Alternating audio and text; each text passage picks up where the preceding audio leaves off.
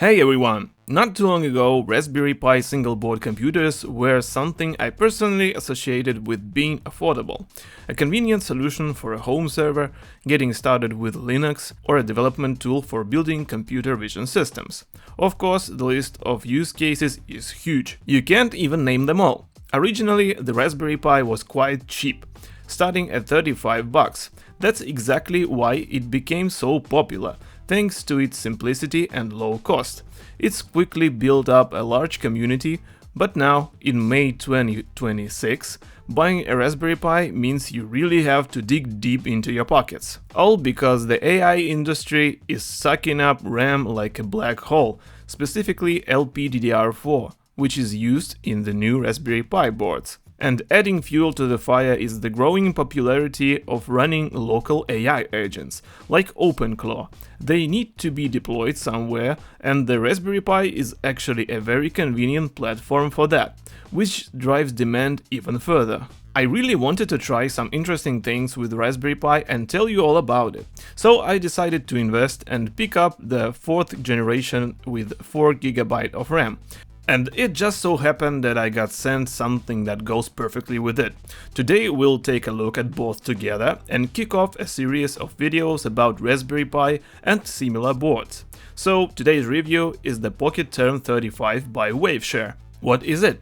It's a case that you slot your Raspberry Pi into, and it includes a touchscreen display, a keyboard and a battery, essentially turning your Pi into a portable handheld computer. Some people call these things cyberdecks, but technically, cyberdeck is supposed to refer only to DIY builds. A factory-made commercial device apparently doesn't quite fit this definition. But it's debatable. Drop your opinion in the comments. The Raspberry Pi 4 has the following specs: CPU Broadcom BCM2711, 4-core ARM Cortex-A72 at 1.8 GHz 64-bit.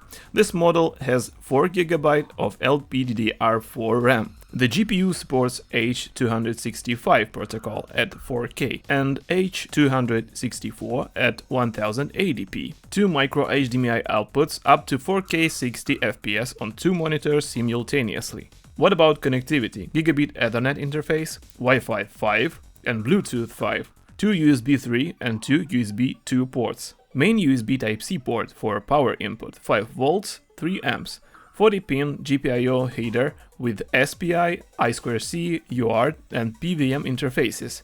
There are also 2 15-pin FPC connectors, one for CSI camera and one for official touch displays. Storage is typically a microSD card, but it can also boot from USB. To flash the OS, there is a handy tool called Raspberry Pi Imager. You select which Raspberry Pi board you're installing for, then choose your OS in the next window, and finally pick which flash drive to write to.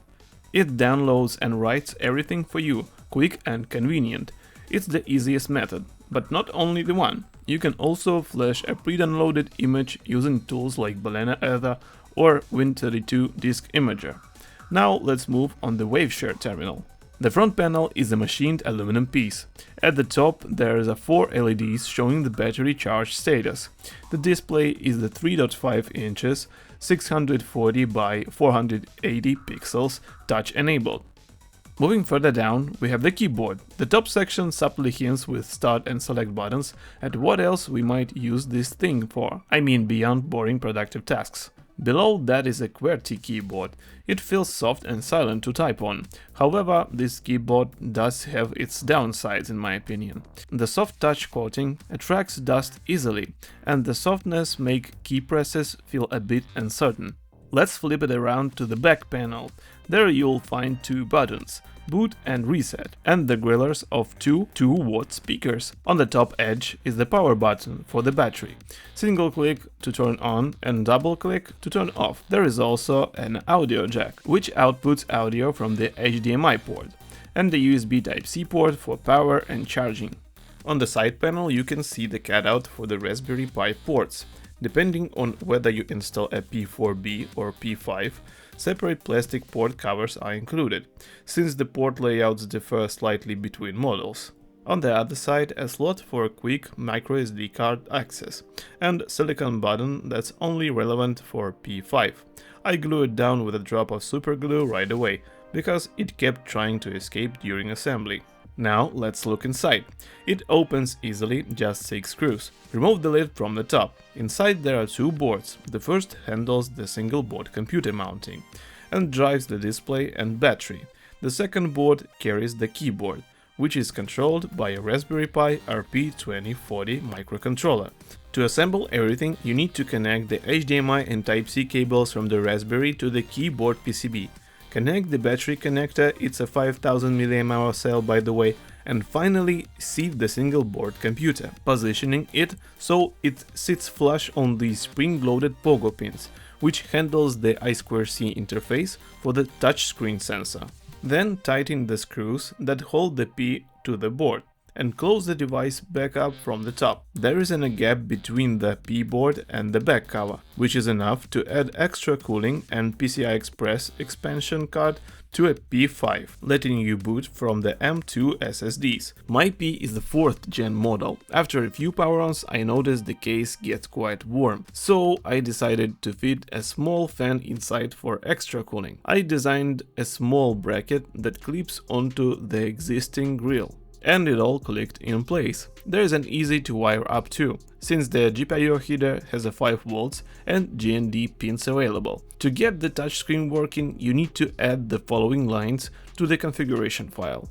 You'll find this file on the flash card once Raspberry Pi Imager is done. And also you need to download the DTBO file and place it into the boot/overlays directory. Or you can skip all that by downloading a ready-made image from the manufacturer's website and flashing it directly. Once fully assembled, boot up the fresh system. Everything works.